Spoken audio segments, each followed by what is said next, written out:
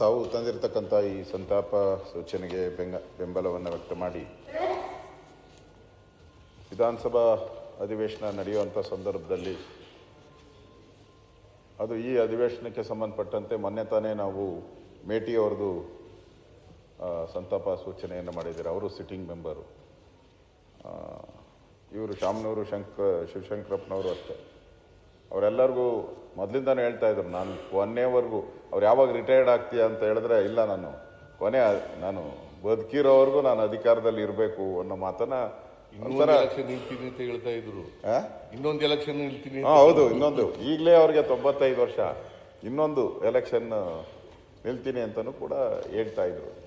ಅಂದ್ರೆ ಆ ಥರದ ಗಟ್ಟಿ ಮನುಷ್ಯ, ಭಾಳ ಗಟ್ಟಿ. ಅದನ್ನು ಅವರ ಇಡೀ ಜೀವನ ನಾವು ಒಂದು ಸರಿ ಮೆಲುಕು ಹಾಕ್ಕೊಂಡ್ರೆ, ಅವರು ಪ್ರಾರಂಭದಿಂದನೂ ಕೂಡ 1931 ಅವರ ಹುಟ್ಟಿದಂಥದ್ದು. ಅದಾದಮೇಲೆ ಅವರು ಶಿಕ್ಷಣ ಸಂಸ್ಥೆಗಳನ್ನು ಪ್ರಾರಂಭ ಮಾಡೋಕ್ಕೆ ಮೊದಲು 1972ರಲ್ಲಿ ಬಾಪೂಜಿ ವಿದ್ಯಾಸಂಸ್ಥೆಯ ಗೌರವ ಕಾರ್ಯದರ್ಶಿಯಾಗಿ ಪ್ರಾರಂಭ ಮಾಡಿದ್ರು. ಮುಖ್ಯಮಂತ್ರಿಗಳು ಹೇಳಿದ ರೀತಿ ಇವತ್ತು ದಾವಣಗೆರೆ ಅಂತ ಹೇಳಿದ್ರೆ ದೊಡ್ಡ ಒಂದು, ಎಲ್ಲಿ ನೀವು ಆ ಹೈವೇನಲ್ಲಿ ಹೋಗ್ತಾ ಇದ್ರೆ ಎಡಗಡೆ ಬಲಗಡೆ ಎರಡೂ ಕೂಡ ವಿದ್ಯಾಸಂಸ್ಥೆಗಳೇ. ಆಸ್ಪತ್ರೆ ಇರ್ಬೋದು, ನಾನು ದಾರಿಯಲ್ಲಿ ಕ್ಯಾನ್ಸರ್ ಆಸ್ಪತ್ರೆನೂ ನಿರ್ಮಾಣ ಮಾಡಿದ್ದಾರೆ. ವಿಶ್ವರಾಧ್ಯ ಕ್ಯಾನ್ಸರ್ ಆಸ್ಪತ್ರೆಯನ್ನು ಪ್ರಾರಂಭ ಮಾಡಿದ್ದಾರೆ. ಅಂದರೆ ಇಡೀ ದಾವಣಗೆರೆಗೆ ಒಂದು ಕಳೆ ಕಟ್ಟೋ ರೀತಿ ವಿದ್ಯೆಗೆ ಒಂದು ಪ್ರಾಮುಖ್ಯತೆಯನ್ನು ಕೊಟ್ಟು ಈ ಸಂಸ್ಥೆಯನ್ನು ಬೆಳೆಸಿದ್ದಾರೆ.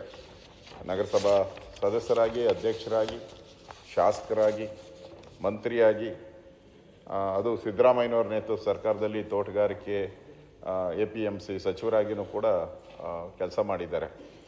ಸೊ ತೋಟಗಾರಿಕೆ ಅವರು ಬಸವರಾಜ ಬೊಮ್ಮಾಯಿಯವರಿದ್ದಾಗಂತೂ, ಅವರು ಮುಖ್ಯಮಂತ್ರಿ ಆಗಿದ್ದಾಗ ವಾರಕ್ಕೊಂದು 4 ಸರಿ ಅಲ್ಲಿ ಅವರ ಆಫೀಸಲ್ಲಿ ಇರೋರು. ನಾನು ನೋಡೇನಲ್ಲ, ಬಂದಾಗ ಹೋಗಿ ಅಲ್ಲಿ ಕೂತಿರೋರು. ನಾನು ಬೊಮ್ಮಾಯಿಯವರ ಹತ್ರ ಹೋಗ್ತಾ ಇದ್ದೆ, ಅವರು ಗ್ಯಾರಂಟಿ ಅಲ್ಲಿ ಇರೋರು.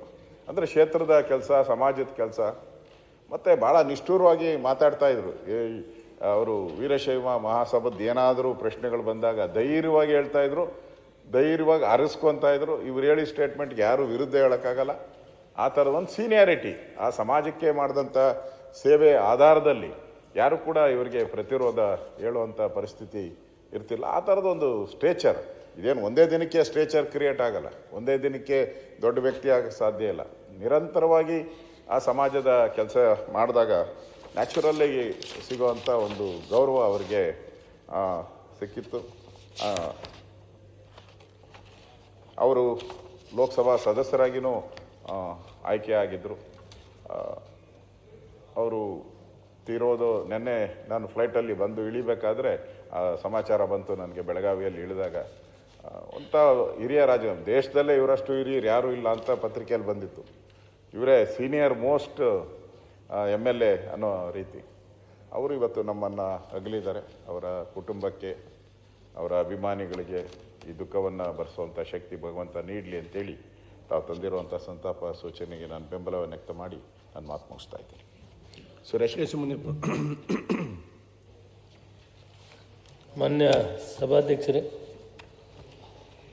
ಮಾನ್ಯ ಮುಖ್ಯಮಂತ್ರಿಗಳು ತಂದಿರುವಂಥ ನಿಲುವಳಿ ಸೂಚನೆಗೆ ಬೆಂಬಲಿಸುತ್ತಾ ಹಿರಿಯ ಕಾಂಗ್ರೆಸ್ ಪಕ್ಷದ ನಾಯಕರು, ಅನುಭವ ಸಂಪನ್ನರು,